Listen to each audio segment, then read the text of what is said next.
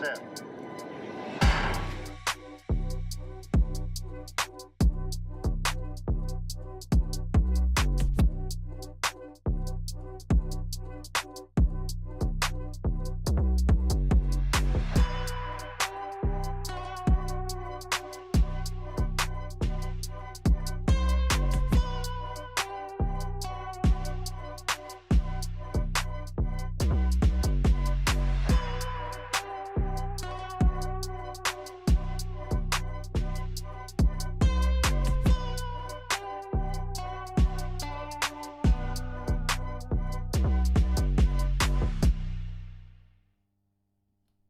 Salut à tous et bienvenue dans l'Académie Olympique, votre débrief quotidien des Jeux Olympiques de Paris 2024.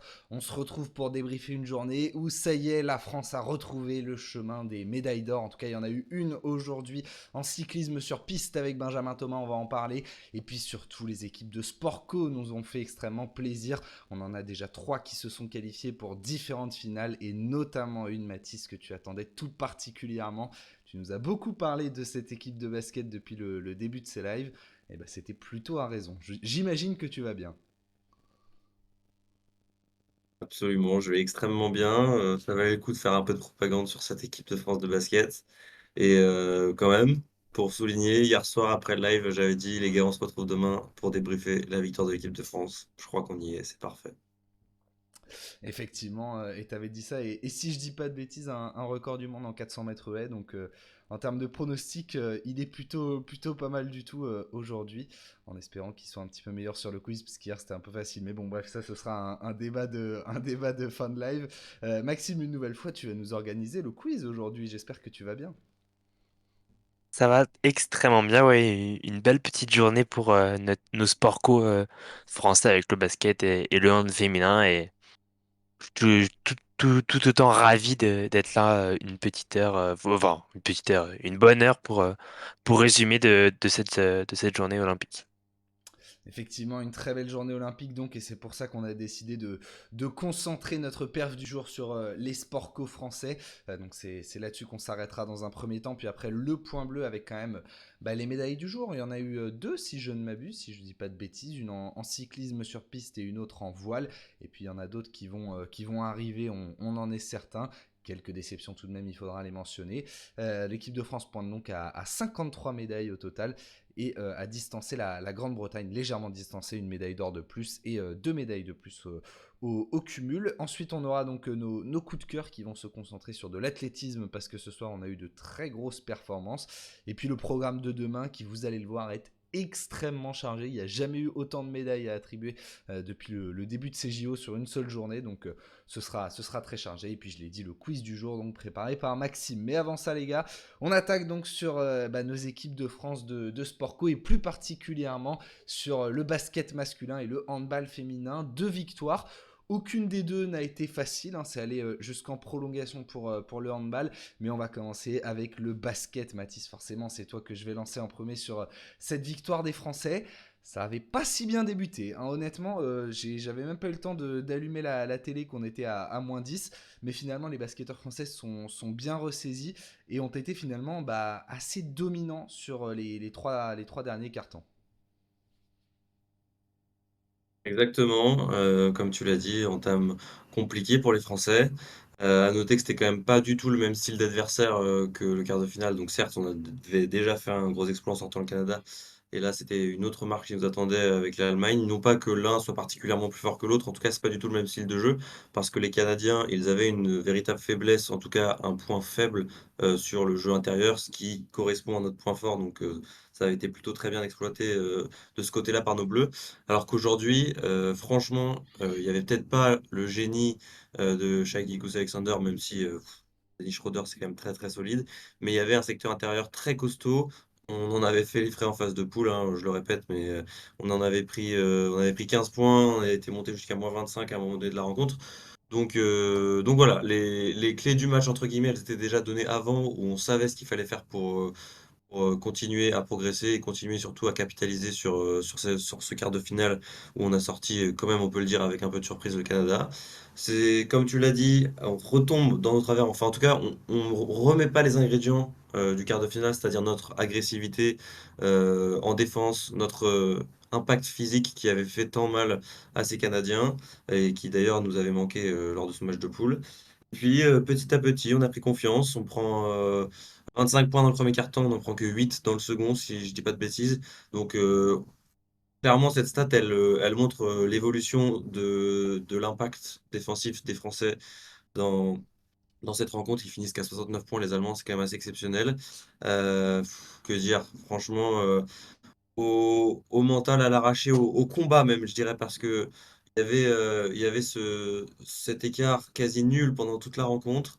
On a su prendre un +6, +8 au début de la mi-temps, le tenir, même si on se fait peur en fin de match.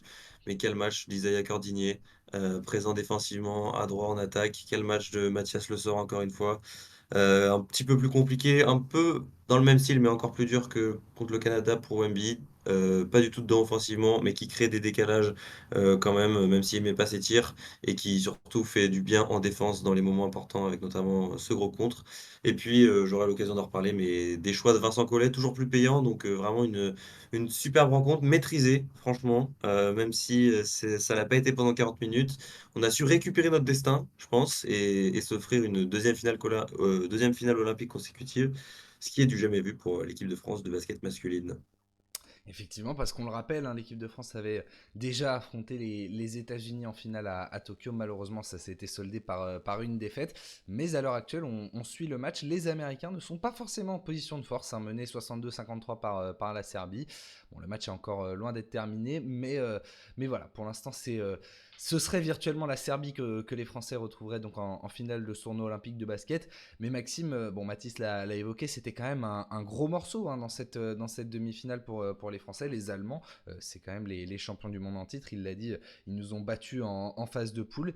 Et malgré ça, ouais, une fois qu'on a dépassé ce premier quart-temps, les Français ont plutôt maîtrisé leur sujet. Alors il y a eu cette fin de match qui a été finalement, j'ai envie de dire, comme dans beaucoup de matchs de basket où finalement ça s'éternise et il y a la tentative de revenir des Allemands qui vont se mettre à jouer les fautes et puis les Français qui doivent essayer de tenir jusqu'au bout. Mais malgré cela, je sais pas si tu vas me rejoindre là-dessus, une fois que les Français sont passés devant, moi j'avais quand même une sorte de sérénité. Je sais pas, je sentais que cette équipe allait le faire.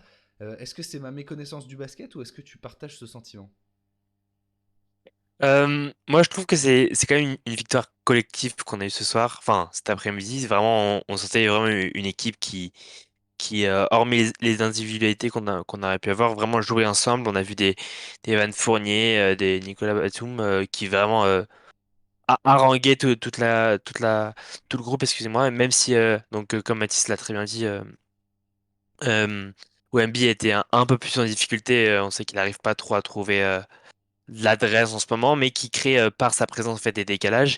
Et je trouve que c'est une victoire, oui, qui, une fois qu'on était devant, je pense que c'est le public qui a dû aider et je pense que c'est cette envie en fait de s'arracher.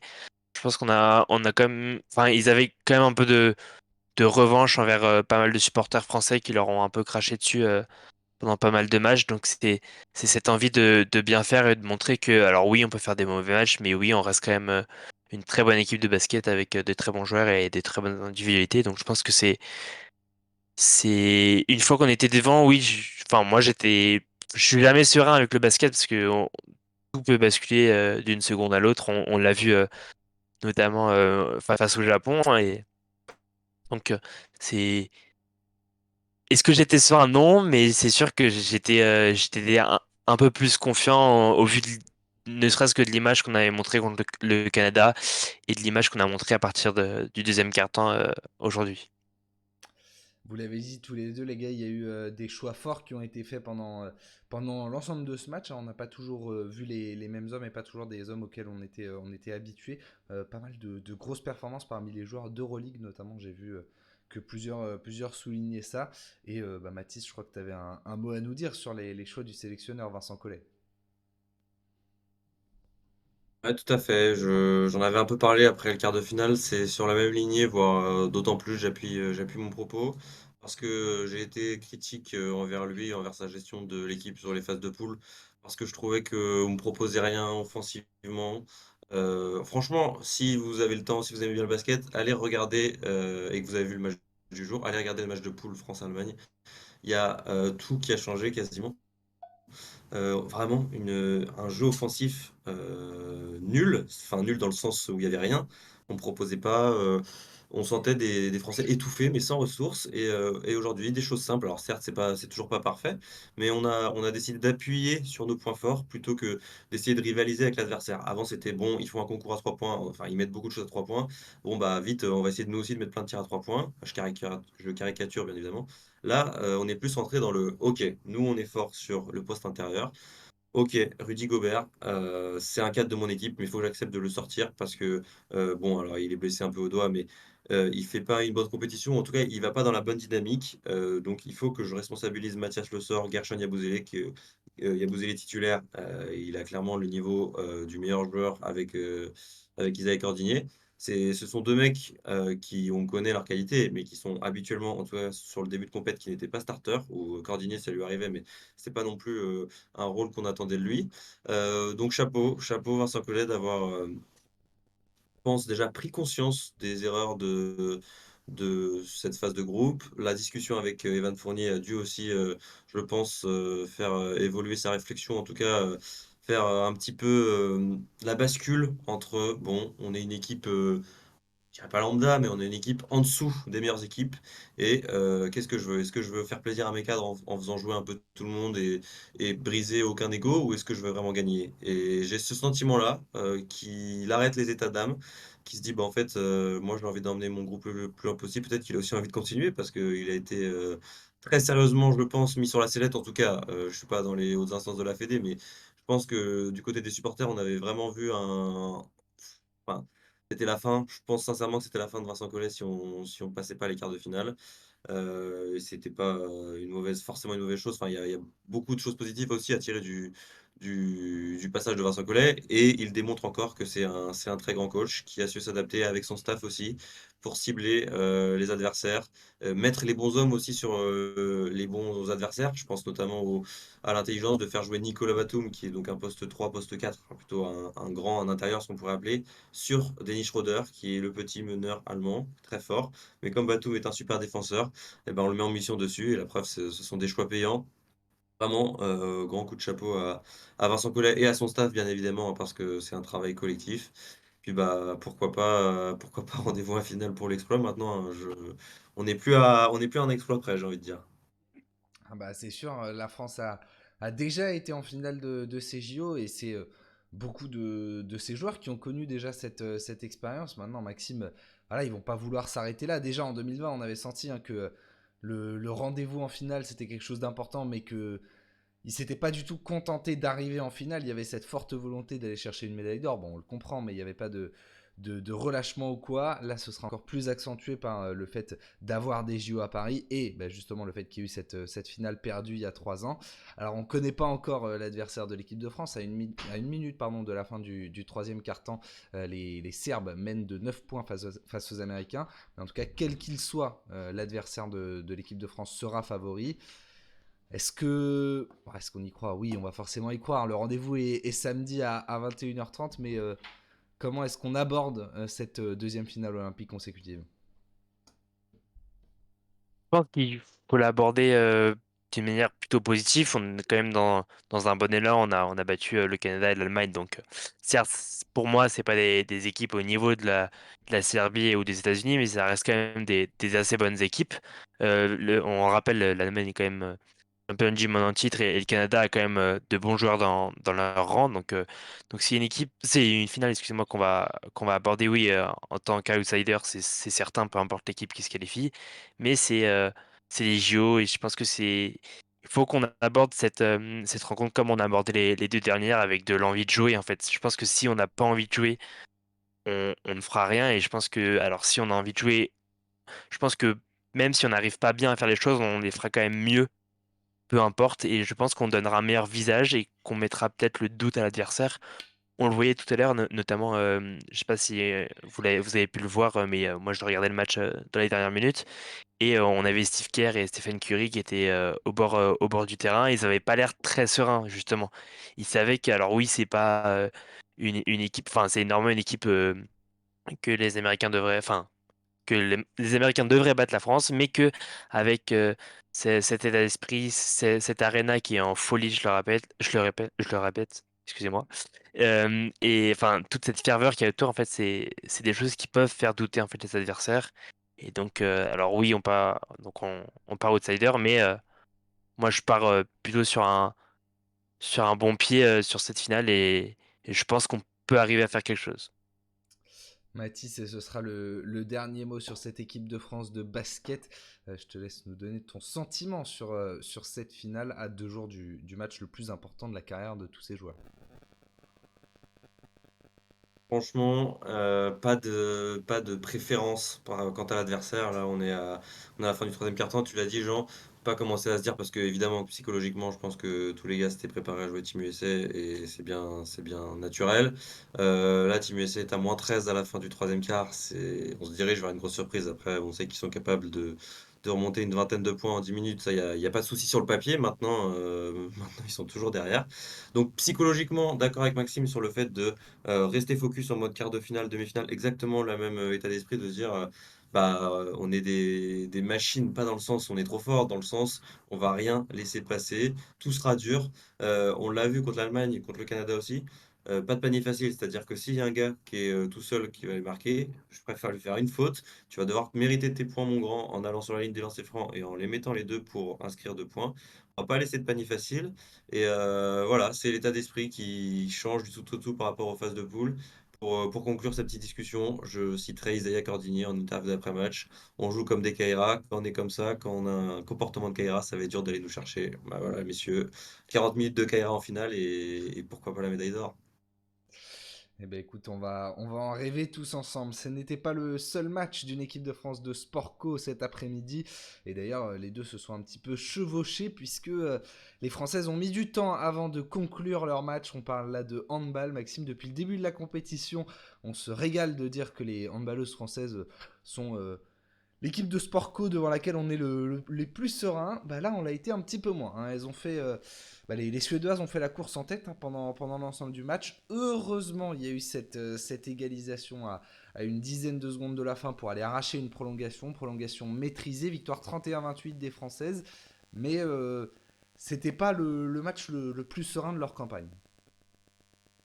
Non, non, c'était loin d'être le match 1. Moi, franchement, j'étais pas bien. Je me suis dit, c'est pas possible. Après l'équipe masculine, il y a l'équipe féminine qui va tomber. Mais non, elles ont su faire preuve de résilience et d'aller chercher cette victoire aussi avec l'intelligence. Hein, faut le noter. On égalise certes à une grosse dizaine de secondes de la fin, mais on a quand même une dernière attaque suédoise avant l'overtime et c'est une attaque qui est très très bien gérée par les Françaises. On fait faute directe et le temps qu'on le remette en jeu, en fait, c'est la Suède doit déclencher un tir et un tir à plus de 9 mètres. Donc c'est un arrêt très facile pour gagner. Après, on va en overtime et je pense que c'est l'expérience et la ferveur de l'arena qui fait que on arrive à s'imposer. Mais je pense que c'était une sorte de petit avertissement pour les Français. Alors on va retrouver quand même en finale ou le Danemark ou la Norvège, donc ça reste des très très gros poissons, tout comme la Suède. Donc on est certes championne du monde en titre dans cette discipline, mais on aura quand même ou les vice-championnes ou les troisièmes de ce même championnat du monde. Donc ça va pas être une finale facile. Je pense qu'on va devoir s'arracher jusqu'à la dernière seconde.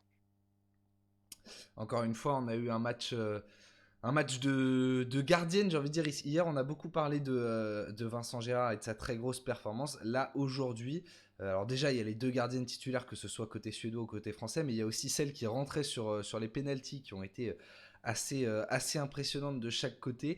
Ça a été un match fermé. Je trouve que c'est toi, Mathis, qui nous en parlait du fait que les matchs étaient plus fermés à partir du moment où on arrivait dans les phases finales. Bah, effectivement, malgré 10 minutes de temps supplémentaire, on a à peine dépassé les 31 points. Donc pour cette équipe de France qui finalement s'impose.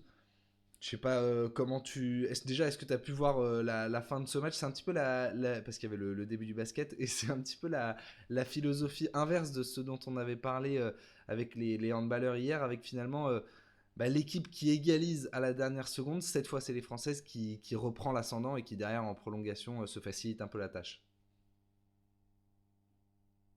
Ouais, j'ai quand même pu suivre en double écran parce que dans tous les cas, la rédac qui avait les deux écrans allumés, mais pour avoir essayé un peu d'être concentré quand même sur le hand et pas faire que le mec omnibulé par le basket, j'ai essayé de suivre. Euh, je suis complètement d'accord, j'ai pensé à la même chose en me disant celle qui égalise derrière, celle qui ont l'ascendant psychologique, parce que en vrai, dans la prolongation, il n'y a qu'une seule équipe. Enfin, on est rapidement à +2, +3. Elles prennent des 2 minutes, on gère parfaitement. Sako, notre gardienne, qui fait une prolongue, enfin comme un match, mais de dingue, qui écœure les Suédoises. Donc très satisfait. Après, pour revenir sur ce que Maxime tu disais, petit avertissement, moi je dirais même gros avertissement, hein, parce qu'on est quand même passé à 10 secondes de se faire sortir en demi, alors que, comme Jean, tu l'as très bien souligné, c'était notre équipe un petit peu où on était tranquille à chaque fois qu'on regardait les matchs et les résultats, voilà, hand féminin, ça se passe bien. Il fallait qu'on ait un peu de piment. Heureusement que ça bascule bien, mais il a fallu de grandes gardiennes. Il a fallu aussi, je pense, tout simplement l'expérience de ces filles, d'Olivier Crumbles aussi, parce que il a gagné tellement avec cette équipe. La bonne gestion du temps mort, je crois qu'il prend un temps mort dans la dernière minute du temps réglementaire quand on est à -1 pour construire. Et je ne suis pas certain de ce que j'avance, mais de mémoire, c'était quelque chose comme ça pour voilà, construire sa dernière attaque. On les a vus en plus, justement, quand on est à -1.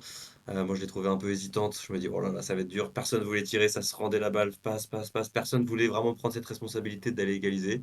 Et puis, j'ai plus la joueuse en tête, mais il y a une Française qui sort du lot pour mettre vraiment un but tout en puissance, un peu, bon, désolé pour la comparaison, je vais juste comparer pour son but, elle a dit quand même hier qui met un gros but pareil euh, en puissance sur un bras levé où il est obligé de tirer, il met un sacré but.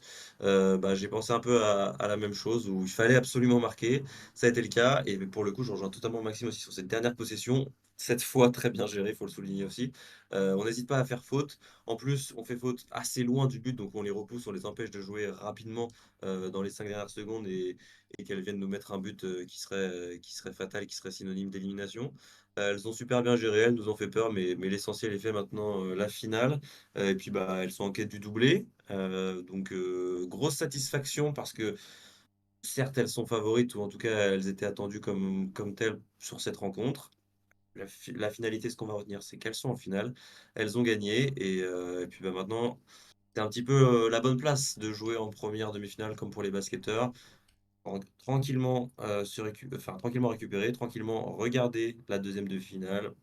Je suppose très probablement que le staff est déjà en train de faire tous les calculs, tous les ajustements possibles en fonction de quelle équipe jouera la France en finale. Voilà, c'est la position du privilégié et franchement, il faut s'en nourrir pour aborder au mieux cette finale qui les attend samedi, je crois, comme les basketteurs masculins. Ouais, c'est exactement ça. On remercie donc Tamara Horacek, pardon, pour le dernier tir. Et donc pour ce qui est de notre adversaire, notre futur adversaire en finale, les Norvégiennes et les Danoises sont en train de s'affronter actuellement. On en est à la 37e minute de jeu et les Norvégiennes mènent 13-9. On surveillera donc la fin de ce match pour savoir qui sera l'adversaire de l'équipe de France ce samedi. Donc voilà, on en a terminé les gars avec la perf du jour. On a été assez long sur les équipes de France de sport collectif, mais malgré tout, ça va nous faire une transition avec le point bleu parce qu'on a parlé des autres résultats français et notamment de l'autre équipe de France qui était engagée. On va peut-être attaquer là-dessus. Le tennis de table qui, franchement, nous a fait rêver. Voilà, même si là le score que vous voyez est de 3-0 pour la Chine, 3 matchs à 0, franchement ça rend pas justice notamment à ce jeune garçon qui est à l'image Félix Lebrun, qu'on a vu transformé par rapport à son match contre Fan Zhenong. Il avait été très, très lucide dans son analyse quand il avait été éliminé en demi-finale du tournoi individuel par ce même joueur. Il avait dit tout simplement je me suis fait démonter et derrière il avait compris vraisemblablement où est-ce que ça s'était joué, puisque là il a su se ressaisir, analyser un petit peu mieux les faiblesses du chinois. Alors déjà pour refaire chronologiquement, ça a commencé par le double où dans le premier set on y a un petit peu cru parce que mine de rien la paire Alexis Lebrun, Simon Gauzy, Alexis Lebrun menait 7-2 dans le premier set et puis derrière les Chinois ont largement pris l'ascendant. Mais Maxime, de ces 3 matchs, Alexis Lebrun non plus n'a pas démérité hein, face au numéro 1 mondial. Il a pris le premier set, mais je pense que le match qu'on va retenir, c'est Félix Lebrun Fan Zhendong, où malgré la défaite 3-7-1, il a fait plus que de le faire douter. Ouais, ouais, on a vu quand même un jeune du haut de ses 17 ans qui juste vient faire douter les plus grands de ce sport et franchement c'est prometteur pour l'avenir. Il se procure, excuse-moi, je pense des balles de 7 il me semble dans le second, si je ne me Il trompe prend un pas. set, il prend le Bon, troisième set. oui, il prend le troisième set, mais dans le deuxième set, il a quelques balles de prendre le set aussi, il me semble, hein, Ouais, 3 balles si je pour me le trompe gagner, pas. t'as raison, ouais. C'est ça. Et même, il y a d'autres sets où ils vont juste en dessous de 12 et le Chinois est obligé de s'employer pour gagner ces sets. Donc, c'est certes une défaite amère, mais je pense que c'est un meilleur visage et je pense que à l'avenir, il le tombera très sûrement. Ouais, effectivement, hein, si il a autant appris c'est même pas une semaine, ils se sont joués il y a moins d'une semaine. Qu'est-ce que ce sera dans quelques années? Je pense aussi à ce dernier set, hein, qui est finalement le set de la défaite, mais où Félix Lebrun sauve 5 balles de match, et il y en a 2 ou 3 qui sont mais vraiment monstrueuses. Les sets qui se jouent en 11, là, ça se finit quand même à 16-14, donc c'est vraiment monstrueux. Cette équipe de France, alors forcément on pense aux frères Lebrun en particulier, mais elle a vraiment un potentiel, Matisse, pour l'avenir. On rappelle qu'ils ont que 17 et 20 ans. Et à l'avenir, ils vont battre les Chinois, c'est certain. On ne sait pas encore dans quelle compétition, mais là, on est parti pour de très belles années, a priori. Tout à fait. J'ai été étonné parce que, en fait, moi, j'étais peut-être un petit peu naïvement parti sur ce que j'avais retenu de Félix Lebrun contre Fan Zhendong, la demi-finale de la semaine dernière, 4-0 net et sans bavure. Et donc, bah, moi, très clairement, je m'attendais à un 3-0 où on allait prendre aucun set et ça allait être très compliqué. Et puis, il y a eu ce tout premier set du double, comme tu l'as dit, où en fait, on gagne 7-2. En fait, on a une balle de 7, il me semble, dès le début. Ça commence vraiment bien. Je sais pas, mais c'est une bonne entame en tout cas pour les Français. Derrière, on se rend compte que, en fait, c'est à chaque fois, c'est aussi frustrant, c'est que sur des petits détails que ça joue, je pense, parce que si on prend le premier set, on les fait douter. Derrière, on prend 11-3 et 11-6, par exemple. Enfin, voilà, on prend des scores beaucoup moins serrés. Alors que si on accroche le premier, je pense qu'on installe le doute ensuite chez les Chinois. C'est ce que Alexis a réussi à faire dans le troisième match. Malheureusement, pour le coup, il était, je dirais pas qu'il surperformait, mais en tout cas, il avait réussi vraiment à prendre le premier set. Et au contraire, il a ensuite un peu flanché en termes de constance et de régularité dans les échanges que ce que son adversaire, le numéro 1 mondial chinois, a réussi à retrouver dans les sets suivants. Et puis évidemment, comment ne pas parler de ce deuxième match, Félix Lebrun, Fan Zhendong. J'ai été bluffé vraiment par Félix parce que waouh, le niveau de jeu à 17 ans, comme vous l'avez dit, et d'autant plus ces derniers points dans le quatrième, là où il y a 2-1. Un petit peu de regret, je pense, qu'il n'ait pas réussi à faire la bascule parce qu'il sauve 5-6 balles de 7 avant de perdre sur la septième de mémoire. Et il n'arrive jamais à se procurer, enfin 6 ou 7 balles de match plutôt, pardon, pour le Chinois. Et il n'arrive jamais à se procurer, lui, une balle de 7, une balle de 2. C'est toujours les 14-13 pour le Chinois, il revient à 14-14, et derrière, ça fait 15-14 pour le Chinois. Ça a été ça 4-5 fois de suite, où en fait, il n'arrivait pas à gagner 2 points de suite. Bon, après, le Chinois non plus, jusqu'au dernier point de la rencontre. Mais ce mini regret, mais qui n'en est pas vraiment un, qui est, comme tu l'as dit, plutôt un motif d'espoir pour l'avenir, de se dire que, franchement, à ce moment-là de leur carrière, les deux frères Lebrun et même Simon Gauzy, parce qu'il a participé au double, ce qu'ils réussissent à faire face aux Chinois qui sont quand même établis, qui sont les rois de ce sport, waouh, c'est prometteur, ça fait rêver et vraiment, va falloir surveiller les frangins, va falloir surveiller Félix aussi au classement mondial parce qu'on me rappelle, il est cinquième, premier non chinois. Pourquoi pas les titiller au top 4, qui sait, se mettre à prendre des sets pour commencer parce que je crois que de mémoire, c'est la première fois qu'il prend un set à Fan Zhendong. Il avait toujours perdu 4-0 ou 3-0. Là, il fait 3-1, il passe tout près de faire 3-2, enfin 2-2 et pourquoi pas 3-2 derrière. Donc vraiment hyper encourageant, hyper positif ce match précisément, mais aussi cette rencontre France-Chine avec certes un score 3-0 à l'arrivée, mais franchement, très très beau ping proposé par nos Français. Effectivement, et on a de grands espoirs, en tout cas si les Français parviennent à rejouer de la même façon face aux Japonais qui sont aussi de gros adversaires, mais quand même un ton en dessous des Chinois. On a de gros espoirs pour cette médaille de bronze. Je crois que ça joue après-demain, si je ne dis pas de bêtises. Est-ce que c'est dans le programme? Non, pardon, c'est demain. Demain, France-Japon, à partir de 10h. Donc oui, non, en fait, il va falloir se lever tôt demain. Et ce sera peut-être la première médaille du jour. En tout cas, clairement, c'était très encourageant pour ce qui est d'avoir une médaille et d'en avoir d'autres à l'avenir. Une défaite... Il y a des défaites qui font plus mal que celle-là. Là, franchement, il y a beaucoup d'espoir avec. On enchaîne, les gars, justement, avec une victoire, notre première médaille d'or du jour, notre seule médaille d'or du jour. Et puis, ça faisait un petit moment qu'on n'en avait pas eu. Donc, ça fait beaucoup de bien. Direction le vélodrome de Saint-Quentin en Yvelines pour Benjamin Thomas, qui avait déjà été médaillé de bronze sur l'américaine par équipe. C'était au JO de Tokyo en 2020. Et bien, cette fois, c'est sur l'Omnium qu'il est allé décrocher la médaille d'or. Lui, le double champion du monde de la discipline, mais c'était quand même en 2017 et 2020, donc ça remonte.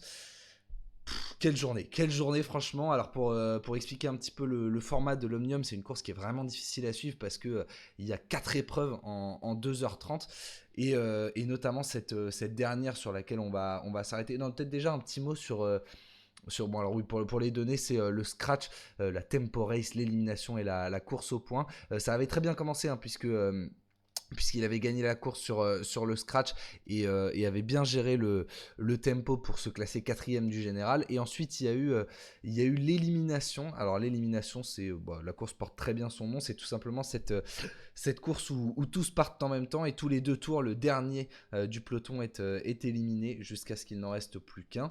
Et Maxime, alors déjà, je sais pas si tu as pu voir la course, mais il y a eu ce qu'on a cru être dans un premier temps. Non, tu l'as pas vu. Non, Un arbitrage. Mathis, tu l'as vu mais ou j'ai pas? vu Ou des sinon, replays, ça m'a fait rire. ok. Il y a eu Non, en moi tout non plus, cas c'était pendant le basket. Ah J'ai oui, c'est juste vrai. suivi de loin. Ah, j'ai fait le taf du double écran. Bon, sinon, je vous la fais rapidement et je vous fais réagir. En tout cas, il y a eu ce qu'on aurait pu être appelé un arbitrage à la française. Alors, c'est vrai que finalement, au ralenti, ça peut se justifier, mais Benjamin Thomas qui était éliminé, et puis finalement la course qui a été interrompue le temps d'un tour, et Fernando Gaviria a été déclassé pour un sprint non réglementaire, et donc par conséquent Benjamin Thomas a pu repartir. Il était éliminé 7ème et finalement il termine 3ème, plus avec le déclassement d'Elia Viviani, il est finalement classé 2ème, donc ses espoirs de médaille auraient pu s'arrêter très tôt, et finalement il se retrouve à la 2ème place du général après 3 épreuves. Et puis dans la dernière, donc c'est la fameuse épreuve de la course au point. C'est une course qui dure 100 tours, où vous pouvez marquer des points tous les 10 tours avec un sprint qui rapporte 5 points au vainqueur, 3 au deuxième, 2 et 1 point au troisième et quatrième, ou alors en prenant un tour à vos adversaires. Là, ça rapporte 20 points lorsque vous réussissez à mettre un tour au peloton. Et Benjamin Thomas a fait une course de gestion absolument extraordinaire, où à 2 reprises il est parvenu à prendre un tour au peloton, en plus de gagner, je crois que c'est 3 ou 4 sprints. Et malgré une chute à 25 tours de l'arrivée, il a pu repartir et finalement parfaitement géré. Derrière, il n'y avait plus que le Portugais Yuri Letao à coincer. Alors c'est quand même le champion du monde en titre, hein, donc fallait être plutôt solide. Mais tactiquement, là où parfois on voit des cyclistes français un petit peu pêcher, notamment en cyclisme sur piste, il a été absolument impeccable. Et à l'arrivée, Maxime, je te lance quand même dessus. Ça fait la première médaille d'or du cyclisme sur piste cette semaine. Ouais, franchement, ça fait du bien, ne serait-ce que pour la délégation française. Ça nous manquait presque. Après quand même une première semaine de folie, on avait ce sentiment amer de plus décrocher de médaille d'or. Donc ouais, celle-là, elle fait du bien et de revenir de là où il est revenu, c'est quand même exceptionnel. Donc c'est une médaille qu'on savoure encore plus. Moi, j'ai regardé notamment la remise des médailles et il était en larmes. On voyait vraiment que ça le tenait à cœur et qu'il est allé la chercher très loin, cette médaille.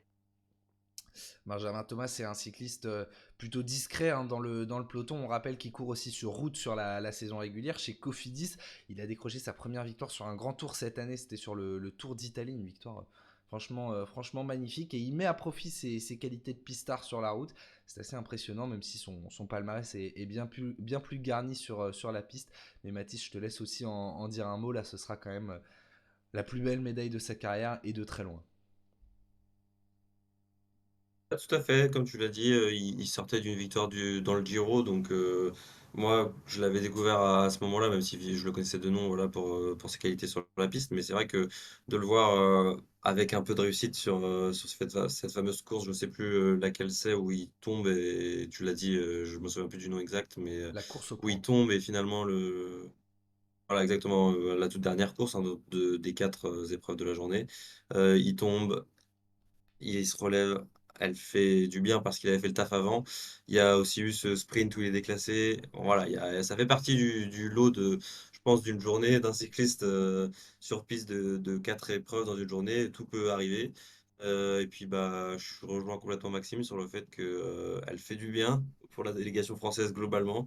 Puis, bah, évidemment qu'elle fait du bien pour lui aussi parce que, comme tu l'as dit, plus belle médaille, forcément, hein, une médaille d'or olympique à domicile, je vois pas ce qu'on peut envisager de mieux, même si évidemment la vie ne s'arrête pas là juste après, mais ouais, très, très belle médaille et satisfaction parce que lui, au moins, il répond aux attentes qu'on avait placées en lui, ce qui n'est pas le cas de tout le monde sur cette deuxième semaine.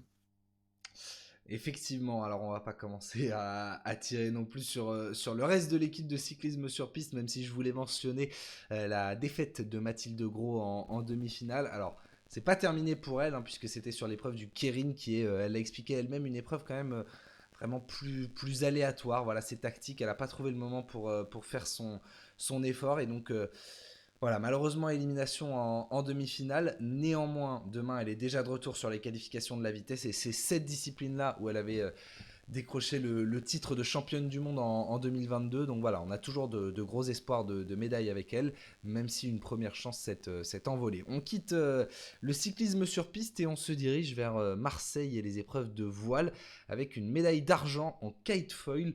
Alors j'en ai pas vu grand chose de cette course, je vous l'avoue, mais les gars, si vous voulez en dire un mot, je sais que cette médaille d'argent a un goût amer parce que bah, malheureusement Lauriane Nolo jouait l'or et est tombée à quelques secondes de la fin de sa course. Ouais, c'est ça. Moi, pour avoir vu un peu pareil en double écran la fin de sa course, elle était au coude à coude avec une Britannique. De mémoire, c'était assez simple, entre guillemets, pour faire la décision finale. C'est-à-dire, entre les deux, celle qui gagnait remportait la médaille d'or. Après, si ça avait été une troisième qui gagnait, je ne sais pas comment est-ce qu'elles auraient été départagées. Mais là, c'était simple, c'était entre les deux, si tu gagnes, tu es championne olympique. La Française était très bien partie parce qu'elle était en tête. Et elle chute. Alors, pour le coup, je ne connais pas du tout la technique, je ne saurais pas expliquer pourquoi, mais elle se retrouve à l'eau pendant quelques secondes. Et du coup, en fait, elle était devant, il y avait trois filles derrière dont évidemment la Britannique. La Britannique, à ce moment-là, en plus, creuse l'écart sur les deux autres. Donc, elle s'envole vers la victoire et elle n'a jamais pu être rattrapée. Donc, comme tu l'as dit, c'est quand même un goût d'inachevé pour cette médaille d'argent parce que je dirais pas que l'or lui tendait les bras parce qu'il fallait conclure, mais quand même un peu de frustration pour cette course comment elle s'appelle? Lauriane Nolo, pardon, qui tout de même, faut la féliciter pour sa médaille d'argent, mais je pourrais comprendre qu'elle soit un peu déçue et un peu triste après avoir manqué la médaille d'or de très peu. Effectivement, un petit peu de déception. Il y en a eu aussi du côté de Bassam Awem. On passe sur de l'escalade. Maxime, voilà, je sais que c'était l'un des hommes que tu attendais beaucoup lors de cette Olympiade. À 39 ans, il a quand même réussi à se hisser. Alors, je crois qu'on ne parle pas de finale olympique parce qu'il a été éliminé au stade des quarts de finale, mais en tout cas, il s'est hissé jusqu'à la dernière journée de cette compétition de vitesse. Et malheureusement, il est éliminé par le futur champion olympique. Ça doit atténuer un petit peu les regrets, même si voilà, bah, malheureusement, il n'y aura pas de médaille pour lui. Ouais, ouais, bah, la journée s'appelle finale, mais dans la finale, en fait, dans la journée, on part d'écart et on va jusqu'en finale. Ouais, il est éliminé quand même d'une bonne seconde par le futur champion olympique, le Polonais. Mais franchement, il peut être fier de ce qu'il a fait parce qu'il revient quand même d'assez loin et il est quand même passé à travers de nombreuses blessures ces dernières années. Et donc c'est une bonne médaille. Et après, il y avait quand même du très très gros niveau. Il y avait champion olympique, champion du monde et recordman du monde de la vitesse, l'américain. Donc c'était quand même une très très grosse journée. Donc il en a rien à envier aux autres, quoi. Effectivement, et pour l'anecdote, la finale entre l'Indonésien et le Chinois s'est décidée à 2 centièmes de seconde. C'est dire si c'était serré. Du côté de l'escalade, en revanche, on a eu une meilleure nouvelle, c'est la qualification d'Oriane Berton en finale olympique. Donc ce sera après-demain, si je ne m'abuse, pour l'épreuve du complet. Oriane Berton, encore une athlète, on en parlait tout à l'heure avec Félix Lebrun, qui a 17 ans, voilà, elle aussi est née en 2005. Mathis, on a une sacrée génération de sportifs, tous sports confondus, qui arrivent. Et là, en escalade, on peut rêver d'une médaille dès ce samedi. Ouais, alors de ce que j'ai compris, elle avait fini deuxième de la première partie de la demi-finale, qui était il y a 2 jours, du bloc, je crois. Et là, c'était l'épreuve de difficulté. Alors, ne me demandez pas la nuance, je connais pas tout, mais je sais juste que elle avait fini deuxième, donc elle était plutôt bien classée. Et que là, au global, après cette deuxième épreuve, elle est cinquième. Donc, c'est-à-dire que quand même cette deuxième épreuve, elle l'a moins bien réussi, ou elle est quatrième. Non, je crois qu'elle est cinquième, mais en tout cas, elle a reculé dans ses positions. Donc voilà, c'est comme tu l'as dit, quand même une chance de médaille parce qu'elle est capable d'être dans le top 2 à la fin de la première journée.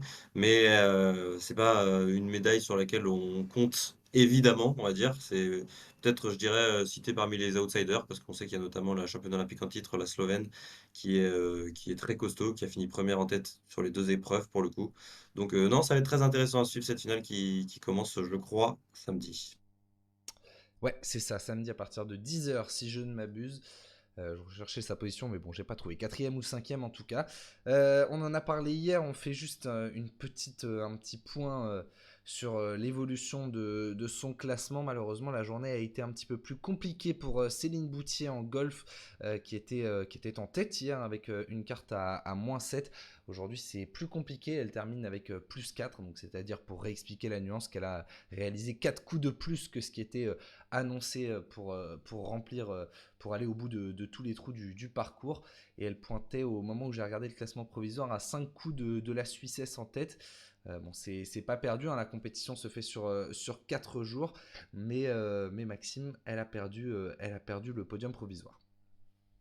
Ouais, ouais, moi j'ai un peu regardé, donc c'est quand même sur la longue durée, donc de 9h à 14h je l'avais en deuxième écran, ouais, elle a loupé quelques coups, mais franchement c'est pas perdu ce qu'il disait avant. Moi je m'y connais un peu, mais pas, enfin vraiment pas assez pour pas faire l'expert, mais vraiment vous apporter une description assez poussée de ce sport, mais d'après les commentateurs, c'était loin d'être perdu sur 4 jours. Il y a des jours avec, il y a des jours sans.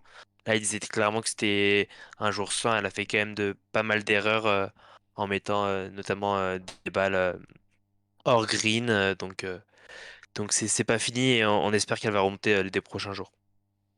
Effectivement, il y avait une autre athlète que l'on attendait aujourd'hui. Bon, on avait plutôt des espoirs qu'autre chose, hein. C'était quand même difficile d'avoir de vraies attentes, mais c'est Louise Maraval sur 400 mètres haies.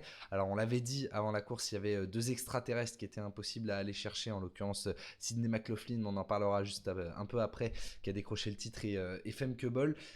Bon, on avait un petit rêve de médaille de bronze. Malheureusement, Mathis, elle était trop loin du compte en finale. Ouais, il y a quand même une classe d'écart hein, entre certaines du participantes du 400 mètres ouais, et Louise Maraval, mais c'est quand même une belle performance déjà d'être arrivé en finale olympique. Évidemment, on avait un peu l'espoir parce qu'on est français, qu'on croit toujours en nos athlètes, qu'elles puissent aller chercher cette médaille de bronze, mais on l'a bien vu, il y a quand même des athlètes encore du niveau du dessus. Maintenant, je pense qu'elle va prendre ça dans le bon sens, c'est-à-dire qu'elle va retourner à l'entraînement avec bah, déjà la vision, en tout cas, elle sait ce qui se fait de mieux, elle l'a côtoyé, elle a pu aussi capitaliser sur l'ambiance du Stade de France. Enfin, voilà, c'est quand même des moments qu'on vit qu'une seule fois dans sa vie ou presque, et je pense que c'est plutôt du très positif pour Louise Maraval, en tout cas, ce qu'elle va retenir. Effectivement, je mentionne très rapidement la fin de ce match de basket États-Unis-Serbie. Bon, on connaît notre adversaire pour la finale olympique. Ce seront les Américains qui sont revenus pour s'imposer 95-91. Voilà, insatiable américain. On espère qu'ils ne nous feront pas le même coup en finale. Mais ouais, victoire dans le dernier quart-temps. Donc, ils étaient à -13, je crois, on a dit. Donc, ça veut dire Ça veut dire 17 points de plus dans les 10 dernières minutes. C'est très solide. On mentionne quand même une autre bonne nouvelle en athlétisme. C'est la première fois depuis 2000 que nos deux relais seront en finale pour le 4 x 100 mètres.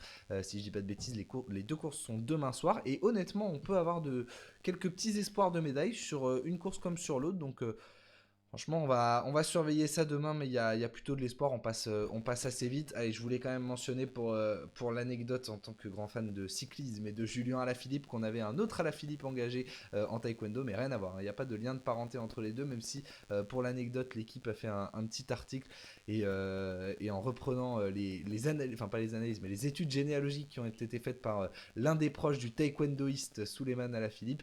Les deux ont un cousin en commun au XVIIe siècle. Donc voilà, ils sont pas complètement. Enfin, ils sont un petit peu liés, du coup, dans ce sens-là, ça marche un petit peu mieux. Bon, voilà, on avait quelques espoirs en taekwondo. Malheureusement, il a été éliminé en quart de finale. J'ai bien aimé sa prestation, hein, très engagé, très offensif. Malheureusement, bon, bah, ça suffit pas face à l'Espagnol, qui était quand même un léger ton au-dessus. Mais voilà, on a vu un combattant très dynamique. À 21 ans seulement, il était deuxième des championnats d'Europe en 2022.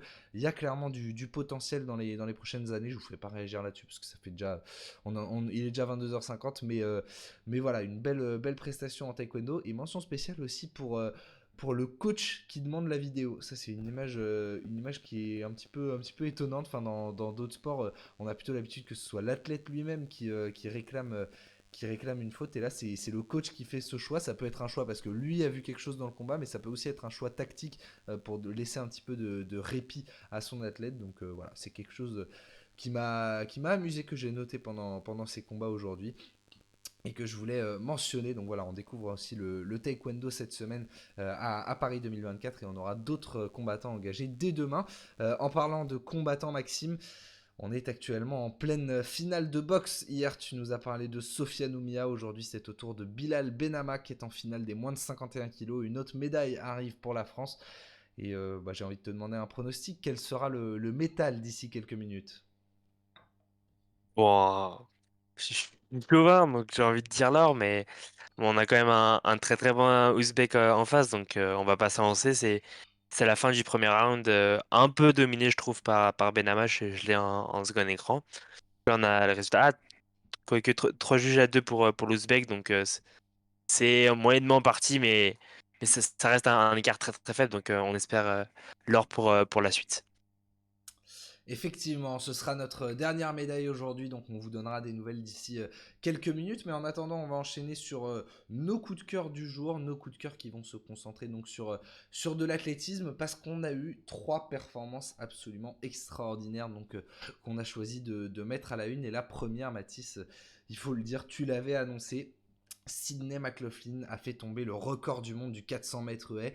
On s'attendait à un duel avec Femke Bol, et bah il n'a pas eu lieu, hein. Honnêtement, la course a été impressionnante. Et dès les 150, même 70 derniers mètres, le commentateur Alexandre Boyon disait vraiment de faire attention au chrono parce qu'il n'y avait plus de suspense pour la médaille d'or. Et effectivement, il l'avait bien vu, record du monde donc sur 400 mètres haies.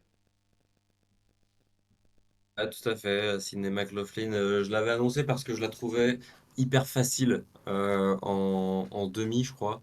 Justement, devant Louise Maraval, si mes souvenirs sont bons, où en fait, il y avait allez, je dirais 300 premiers mètres à son niveau, en tout cas, peut-être pas très loin de son maximum de sa forme. Et les 100 derniers mètres où j'avais l'impression qu'elle trottinait. C'était vraiment impressionnant de la voir finir tout en étant décontractée.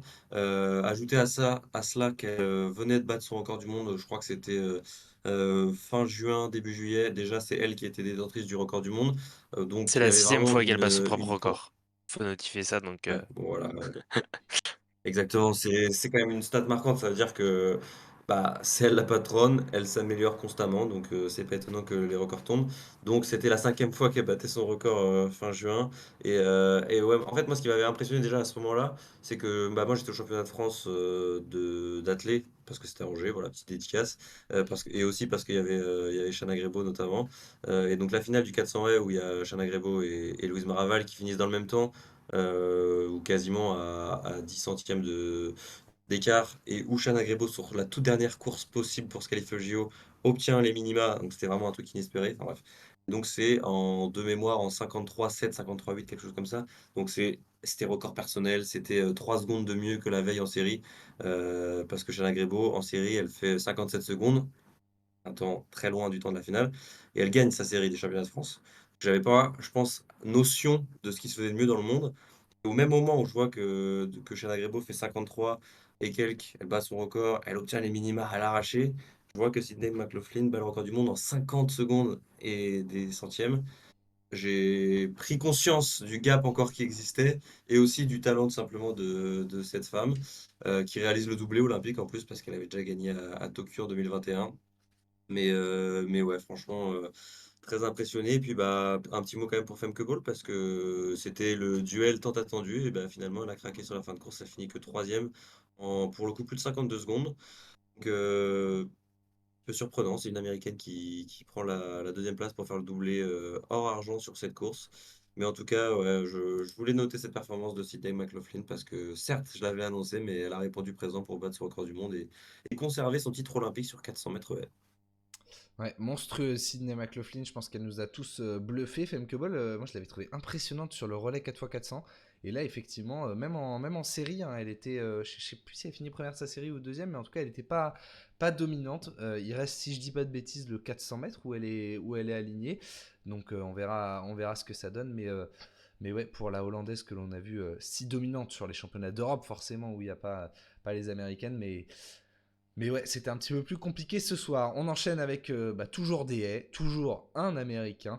Cette fois, Maxime, tu nous parles de Grant Holloway, une nouvelle médaille d'or pour celui qui avait déjà été sacré à Tokyo. Alors non, il n'avait pas été sacré à Non, il Tokyo, avait pas. justement. Ah ouais. Excuse-moi, Non, je dis une bêtise. moi j'ai noté qu'il était vice-champion olympique, médaille d'argent à Tokyo en 2021. Mais ouais, c'était le favori. Il est connu quand même pour être le spécialiste du 110 mètres haies. C'est c'est un des athlètes qui a le plus d'explosivité en athlée et surtout une technique irréprochable au-dessus des haies. Donc c'était le grand favori et il a démontré à tout le monde qu'il l'était dans cette finale en s'imposant une somme d'une demi-seconde.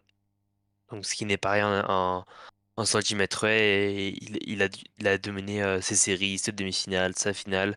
Il a notamment eu dans ses lignes à côté Sacha Zoya, donc on en parlait hier, qui s'est malheureusement pas qualifié pour la finale, excusez-moi, mais qui a dû, je pense, pouvoir admirer le talent de Grant Holloway et se dire le chemin qu'il lui restait à faire pour arriver à son niveau. Mais oui, ouais, c'est pour moi mon coup de cœur parce que c'était un peu la médaille qui lui manquait, on va dire. Donc, euh, donc c'est très bien pour un athlète de son calibre et je pense qu'il va aller en chercher d'autres, notamment en 2028. Effectivement, donc je corrige tout à fait. C'était bien Ansel Parchment qui avait décroché l'or olympique à Tokyo pour 5 centièmes de seconde devant Grant Holloway. Il a dû y penser ses 5 centièmes de seconde pendant 3 ans. Voilà donc qu'il récupère l'or olympique, donc Grant Holloway, sacré pardon, sur 110 mètres haies. J'enchaîne avec une autre performance et un autre homme qui allait décrocher l'or olympique pour la première fois de sa carrière. Et surtout, il y a beaucoup de premières avec cette victoire sur le 200 mètres de Letsile Tebogo. Avant de parler de la manière, déjà pour l'histoire, c'est quand même le premier sacre d'un sprinter africain au JO, 100 mètres et 200 mètres confondus, et la première médaille d'or du Botswana dans l'histoire des Jeux Olympiques. Donc c'est quand même une sacrée performance.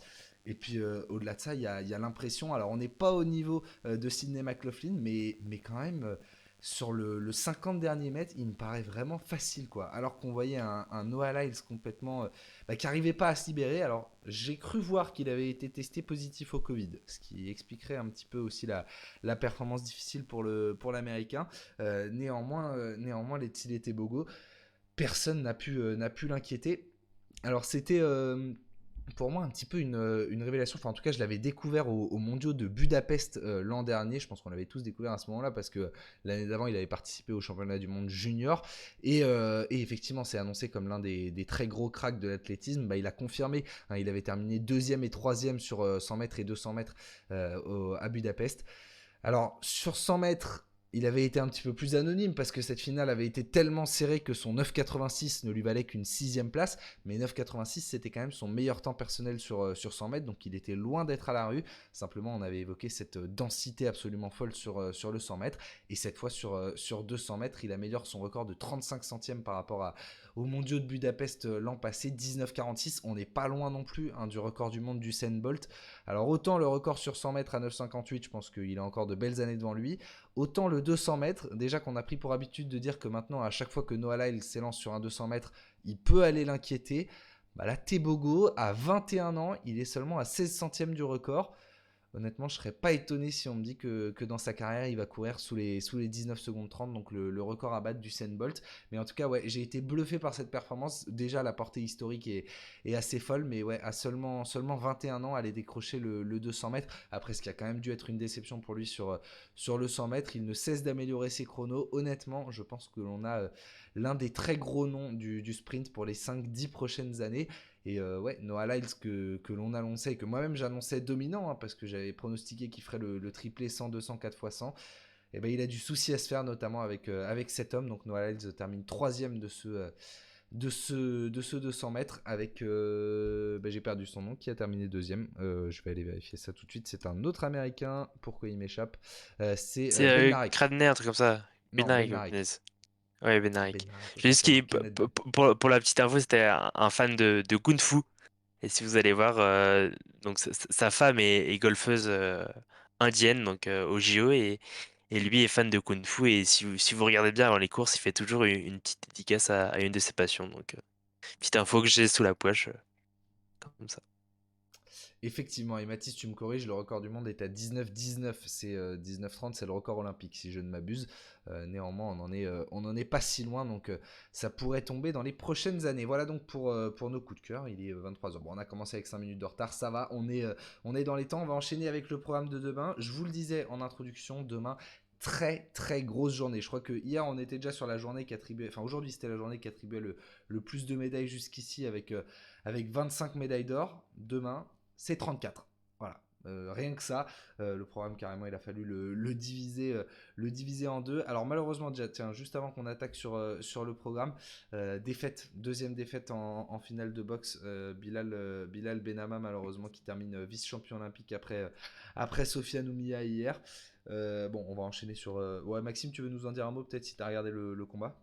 Ouais, rapidement, bon, il s'est fait dominer un peu sur le premier round, ce qui était à mon œil pas vraiment mérité. Après, on a eu un deuxième round, un chouïa en sa faveur, donc trois juges égalité et un juge pour l'Ouzbek, et un quatrième en faveur de Benama, mais pas assez pour aller remporter l'or. Effectivement, donc voilà pour cette finale de la boxe. On était en catégorie des moins de 51 kilos, si je ne dis pas de bêtises. Je reprends Oui. ça, ouais, c'est ça. Moins de 51 kilos donc pour Bilal Benama. Le programme de demain, Mathis. Est-ce que je te demande vraiment qu'est-ce que tu vas regarder? Parce que là, il y a vraiment beaucoup de choses. De quelle chance de médaille veux-tu nous parler? Allez, on va la formuler comme ça. Euh, que je vais être très original. Est-ce que je vais éviter l'équipe de France féminine de basket qui joue sa demi-finale contre les Belges championnes d'Europe en titre? Je pense pas que je vais les éviter. Après, je peux Non, tu peux y quand même aller. parler d'autres choses. J'ai vu que bon, alors si t'insistes, moi ça me fait toujours plaisir de parler de basket. Bon, on en a déjà un peu parlé hier, mais grosse domination en quart de finale. Pour le coup, c'est pas le même statut que leurs homologues masculins. Elles arrivent en confiance. Ça va plutôt être sur le papier du 50-50 avec la Belgique parce que championne d'Europe en titre, parce que grosse nation, si ce n'est même première nation européenne ou même derrière les États-Unis. Mais elles ont galéré en phase de groupe, elles se sont qualifiées vraiment à l'arraché sur leur dernier match. Donc ouais, ça va être très cool à suivre. Et puis quand même pour le petit clin d'œil, le sélectionneur de la Belgique, c'est Rachid Méziane, c'est l'entraîneur de Villeneuve d'Ascq au basket. Donc il joue à domicile ce tournoi olympique. Enfin, il jouait plutôt parce que c'était que les phases de poule à Villeneuve d'Ascq. Et puis il est français. Il était dans le staff de l'équipe de France jusqu'en 2021. Donc, il a remporté la médaille d'argent, la médaille de bronze olympique avec l'équipe de France en 2021. Là, il se retrouve de l'autre côté. Il fait du très bon boulot avec la Belgique. Donc un affrontement d'autant plus intéressant, je dirais. Eh bien, écoute, on suivra ça avec intérêt. Maxime, Qu'est-ce qui t'attire? On a une autre équipe de France qui est engagée aussi en sport co, un certain match de foot France-Espagne demain à 18h pour l'heure olympique. Ouais, bon, pas très original. Et ouais, donc je pense que ça va être la grosse épreuve de la journée, c'est sûr. Après, j'aimerais bien voir quand même l'escalade, bloc et difficulté homme, parce que c'est un sport que j'aime beaucoup. Donc je vais m'y intéresser, je vais regarder ça de près. Et je pense après, vu d'ici, ouais, le foot. En vrai, le foot, l'escalade surtout, surtout pour demain. Eh ben écoute, on suivra ça également, on en parlera demain dans l'émission. Ouais, moi je vais quand même bien suivre ce match, même si c'est un match pour la médaille de bronze, ce France-Japon en tennis de table, là, les frères Lebrun qui nous ont fait rêver pendant 2 semaines. Demain c'est la fin de l'aventure, en espérant qu'Alexis ait lui aussi sa médaille de bronze, et Simon Gauzy aussi, hein, qui n'a pas démérité sur les matchs de double. Voilà, que la belle histoire aille au bout, ce serait très cool. Et puis quand même en athlétisme, hein, nos deux relais du 4x100, ce serait assez extraordinaire si on décroche une médaille. On va pas commencer à s'avancer sur le métal, mais voilà, il y a de belles choses à faire demain en athlétisme. Et puis sinon, je regarde, en fait, demain, il y a tellement de disciplines, honnêtement, c'est difficile, hein, de donner, d'en souligner les unes ou les autres. Pour le petit point cyclisme, Mathilde Gros, ce sera seulement les qualifications en vitesse demain. Donc on va essayer de suivre un petit peu tout ça. Et allez, si, la natation marathon. La natation marathon, apparemment, on a des chances de médaille. Il faudra se lever très tôt parce que demain, c'est à partir de 7h30 pour le 10 km masculin. Mais voilà, l'équipe annonce, je crois, médaille d'argent et médaille de bronze. Donc il y a quelque chose à faire demain matin. On surveillera ça et on en reparlera dans le live. Bon, il est 23h05, mais on va quand même pas se priver d'un petit quiz du jour. Maxime, en plus, je sais que tu as bossé aujourd'hui pour nous offrir une petite revanche d'hier. Où j'ai gagné, bien sûr, il faut le rappeler. Ouais, j'ai ma revanche à prendre là. Ouais, ouais. Donc, ouais, donc Normalement, c'est abordable. Il y a quelques petites surprises. J'espère que vous n'allez pas les avoir pour mon plus grand plaisir d'un petit peu diable de quiz. Donc, aujourd'hui, ça va être très simple. Je vais vous donner des surnoms d'athlètes. Et vous allez devoir un peu me donner le nom de l'athlète. Si vous n'avez vraiment pas d'idée, ce qui, je pense, ne sera pas trop le cas en soi, je vous donnerai peut-être des indices, que ce soit le sport ou même où est-ce que ça joue, sur quoi ça joue. Donc on est parti. Donc le premier, donc j'ai essayé de classer par ordre de difficulté à peu près. Je sais pas si ça va être bon, mais normalement le premier est assez facile si je vous dis Lightning. Usain Bolt. Moi, je l'avais pas. Ah, tu savais pas? Bah, maintenant, ça me dit quelque chose, mais franchement, non, pas comme ça, Ah ouais, la honnêtement. foudre. En fait, j'étais sûr, te connaissant, j'étais sûr, même avant que tu poses la question, que ce serait Usain Bolt le premier. Ah oui, mais le premier c'est le plus simple. Ouais, c'est la foudre Usain Bolt, assez simple, je Je prends trouve. mon petit Donc point. le, Je le prends mon deuxième, petit point avec plaisir. On- je vais essayer de faire. Non, c'est au fur et à mesure. Vous me dites si c'est bon ou pas. Donc, le deuxième, c'est The Flying Fish. Avec mon superbe accent. Bah, je dirais Moi, je dirais Michael Normalement. Phelps. Ouais, Ouais, c'est voilà. ça. Voilà, Ah, c'est simple. chacun. Donc, c'est pas forcément le surnom le plus connu, mais on devine par le fait qu'il y ait le poisson volant en quelque sorte. Tu, Troisième, tu notes les normalement, points ou vous pas? l'avez. Oui, oui, je note les points. Euh, Ok. Troisième assez connu pour moi qui est le surnom mythique. Si vous l'avez, même avant que je le dise, pour moi c'est le surnom mythique du sport. Si vous l'avez, je vous donne 2 points. Attends, quoi? Pour moi, c'est un des premiers Euh, surnoms qu'on apprend dans le sport. ouais, enfin, il y a son nom de famille dedans, mais moi, je vais dire King James pour LeBron James, mais bon, pas très Non, original, c'est encore pas une ça. fois, je pars vers le basket. Ça J'ai aurait pu, pas. en vrai, ça aurait pu. J'ai pas, vas-y. T'as pas, genre, The Greatest? Ça vous dit rien? On a pas Mohamed dit quoi, Ali? quoi. Ah, t'avais pas, Jean? Non. Non, bah, j'allais dire Non, Michael t'avais Jordan. pas. Donc, Ah non, non, moi, Medellin, je pour savais moi, pas, c'était ouais, je savais pas, un des, ok. un des plus faciles, ouais. Ouais, non, Bon, ça, se, 3, ça c'est. s'entend. Donc, le quatrième, si je vous dis oreille. C'est Van Gogh. oreille. Alors c'est pas enfin c'est lié aux Jeux Olympiques, mais c'est pas forcément vraiment des athlètes des JO. Tu l'écris comment? O plus loin REI. Ah, je l'ai. Ah, ah, je l'ai pas, vas-y. Tu l'avais pas, Jean? Non, t'as dit quoi, pardon, j'ai pas entendu. Moi? Ouais. Moi, j'ai dit Pelé. Ah ouais, pardon. Ouais, ouais, bah oui, Ouais, c'est c'était Bon, ça. ça ça. fait brésilien et du coup, par déduction, Ouais, quoi. l'euro appelé, c'est ça. On change de sport. Déjà, je Ok. pars petit indice. Si je dis The Queen of the Court, est-ce que vous avez des indices? The Queen of Normalement, the quoi? Alors, of the Court. Je sais pas si je le dis bien. Ah, Billie Jean King. ah, moi, je vais dire Serena Williams. Mathis a encore juste en effet, c'est Serena Williams qui est surnommée ainsi. Ça fait 4-2, Jean. Va falloir que tu te reprennes. Ouais, allez, On va allez, attaquer je le suis dans, je suis dans, je sixième. suis dans. Je vous préviens, il y en a 15. Ah oui, ok, on est parti.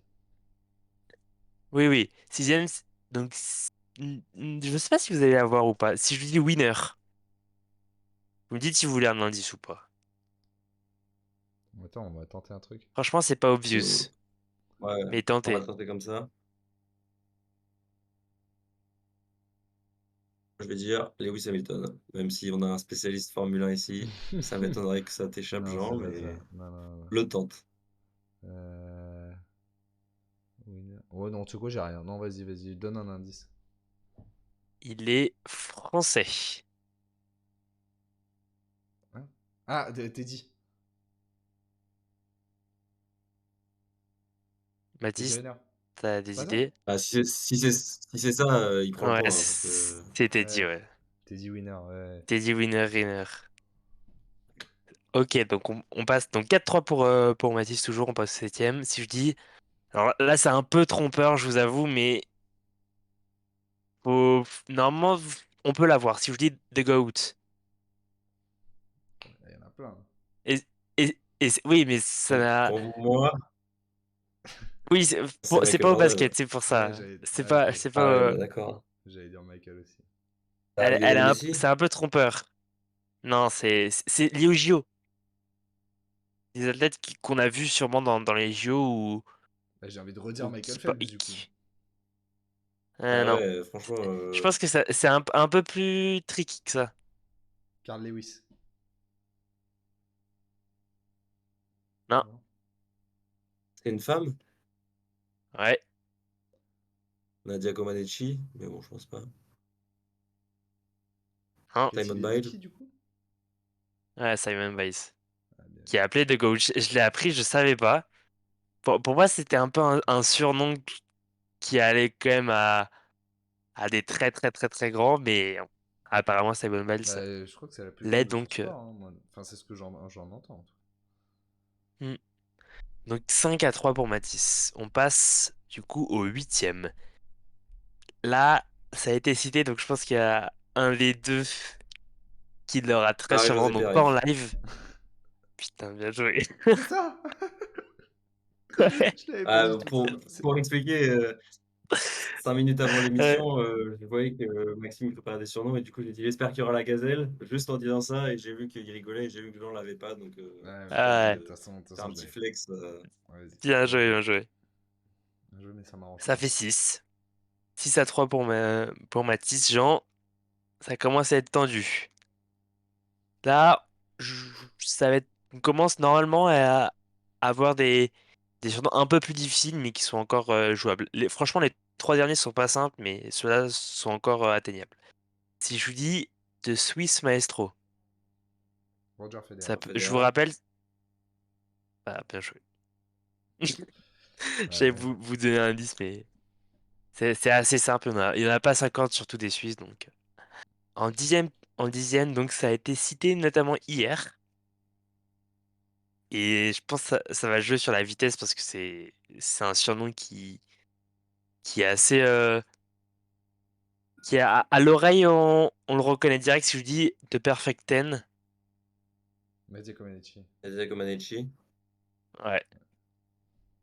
Bien Avec le joué. décalage, Bien moi joué. j'ai l'impression de l'avoir dit avant Jean, mais je suppose que Ouais, Jean, pour ouais. toi, c'est la même Non, non, chose. on l'a Donc, tous les deux, on l'a tous les deux. Ouais, ouais, je vous mets un point vous deux, vous inquiétez pas. On passe normalement à des. Pour moi, on me l'aurait dit, je l'aurais pas eu honnêtement, hein. Si je dis de Californian Rockets. De Californian Comet, excusez-moi. Ah, je crois. J'aurais pas son nom. La Mais je comète crois que je vois. californienne pour les non-initiés en anglais. bah, tu sais quoi, j'ai envie de dire Carl Lewis. Non, je pense que c'est une femme. Pas Carl Lewis. Je connais plus son nom. C'est pas celle Alors, qui courait vas-y. contre celle qui était pieds nus? Ouais, là, c'est bancal comme info. Attends, je peux aller chercher son nom, j'ai son nom dans un livre derrière. Vas-y. Ça compte ou pas? Vas-y, donne des indices. Vas-y. On verra si c'est. Petit indice, il a, en soi, il a deux surnoms assez connus, mais Ah, celui-là, c'est un il est un Apparemment, mec? c'est peu un moins. homme, hein, Jean. Ah ouais, bah c'est foutu. Ouais, c'est un homme. Perdant C'est un magnifique, homme. Est-ce que c'est Et lié à très l'athlétisme? bon bouquin. comment? Moi, je disais, est-ce que c'est lié à l'athlétisme? Ça l'est, en effet. Gatlin? Oh, attendez, je crois que j'ai fait une connerie. Quoi? Je me suis trompé entre deux. T'avais dit quoi, Mathis, en premier? En tout Carl premier. Lewis? Ouais, c'est ça. Punaise. Je me suis trompé avec un autre, je suis désolé. Je vous ai Tout ce cinéma pour ça. tout Ah, ce moi, cinéma ça pour ça. va, hein, j'ai gagné. Je suis désolé.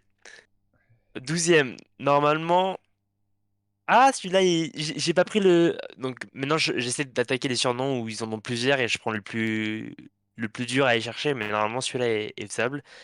Si je vous dis His Highness, est-ce que. Michael Jordan. Ouais, en effet. Autre surnom de GOAT. Aussi, donc. Bon, Mathis, je pense que c'est gagné. Je pense que Bravo, Le bravo. panache. Le la, panache, le la panache. pile, la pile d'hier a du mal passé, donc, on finit pour le beau jeu. Si je vous dis de Bookie Bullet, est-ce que vous l'avez? Non, c'est de l'athlé? Ouais, Je pense, ouais. C'est un homme ou une femme? c'est un homme. Justin Gatlin, du coup? Non, Safa Powell. non, Johan Blake? non, Christophe Lemaître. non. Il Noah aurait pas un Ends. surnom aussi stylé. Non, petit indice, c'est vraiment l'ancienne génération. Jess Et Owens. vraiment, exactement. Ouais, bien vu. Bon, il Aïe, nous en aïe, reste aïe. deux. Normalement, c'est Ça tourne à. deux. À la correction là, hein. Oh là, exactement. Il y a un nombre Pour de pas dire barres autre d'un chose. côté, contrairement à l'autre. Donc deux derniers, franchement, le dernier est pour moi impossible. Celui que je vais dire là est possible par son surnom, mais sinon, donc c'est pas un surnom officiel. Si tu allé chercher, c'est un surnom que donnent notamment ses proches et quelques membres de son staff et de la fédération dans laquelle il est. Donc si je vous dis Keke Labraise, Quoi? Kevin Mayer. Ah, t'es trop chaud. exactement.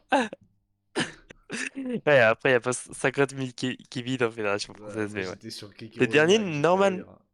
Franchement, je savais même pas qu'il avait un surnom pour vous dire. Je l'ai découvert en allant chercher les athlètes. Son surnom, c'est Lucky Luke. Est-ce que vous avez des idées? Steph Corentin Curry. Campois. Non. Steph Curry aurait pas été con, mais non. C'est du tir ou pas? Du tir, non. J'ai pas lu. C'est de l'athlétisme.